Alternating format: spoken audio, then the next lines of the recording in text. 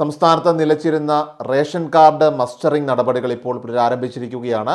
മുൻഗണനാ വിഭാഗമായിട്ടുള്ള മഞ്ഞ, pink ration കാർഡുകളിലെ മുഴുവൻ അംഗങ്ങളുടെയും മസ്റ്ററിംഗ് നടപടികൾ, ഇലക്ട്രോണിക് KYC എന്ന മസ്റ്ററിംഗ് നടപടികൾ സെപ്റ്റംബർ 18-ന് തുടക്കമാകും. 18 മുതൽ 24 വരെയുള്ള തീയതികളിൽ തിരുവനന്തപുരം ജില്ലയിലാണ് മസ്റ്ററിംഗ് നടത്തുക.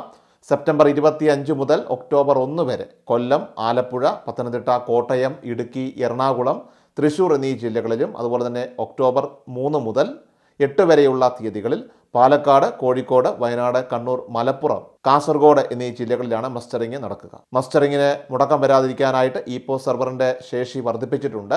റേഷൻ മസ്റ്ററിംഗിനായിട്ട് റേഷൻ കടകൾക്ക് പുറമെ സ്കൂളുകൾ, അംഗനവാടികൾ തുടങ്ങിയ ഇടങ്ങളിലും പ്രത്യേക ക്യാമ്പുകൾ സംഘടിപ്പിക്കുന്നതായിരിക്കും.